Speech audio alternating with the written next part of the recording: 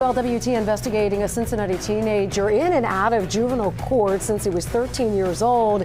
He's now charged with aggravated murder. Thanks for joining us here at 6 o'clock. I'm Cherie Palella. And I'm Mike Dardis, and tonight we're digging into how this teenager somehow slipped through the system despite multiple warnings, serious charges, even cutting off his ankle monitor. WLWT News 5's Karen Johnson joining us here now with what she's learned. Hi, Karen. Well, hey guys, I'm just starting to uncover a troubling paper trail that shows this teen was released from juvenile detention just months ago.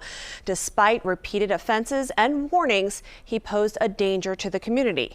We're trying to get to the bottom of why he was still on the street. Gunfire on Short Vine, and it's all caught on camera. The video shows 25-year-old Kyle Merrick wearing a blue jacket with white sleeves and a 15-year-old suspect lunging at him with a gun. Seconds later, a shootout. Now the 15-year-old is facing a list of charges, including aggravated murder. It's just the latest act of violence involving Cincinnati teens. These kids have to have some idea that there's a future that doesn't involve crime. And we all as a community need to come together to make sure that happens, because if we don't, they're going to get into the system and they're going to continue to commit crimes the rest of their life. I spent the day digging into the teenager's background. What I found, he had his first run-in with the law at age 13. He was adjudicated, which means found responsible in that case, of attempted grand theft that next year.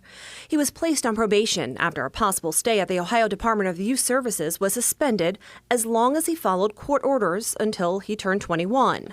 But he couldn't stay out of trouble. A few months later, he was charged again, this time with receiving stolen property, trespassing at P&G, and running from police. He would be found responsible on one of the misdemeanors.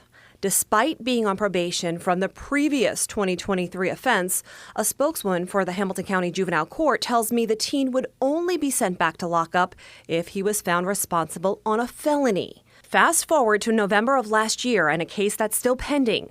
The teen is charged with aggravated assault while in possession of a gun and improperly discharging a firearm. Records show in January, a magistrate orders the youth to be held and detained at the youth center, saying his behaviors are placing himself and the community at risk of harm.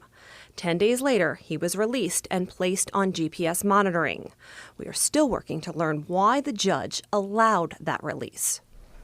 And 15 days ago, records show the teen who had been ordered to wear an electronic monitor cut off the tracker and left the house. A warrant was issued for his arrest.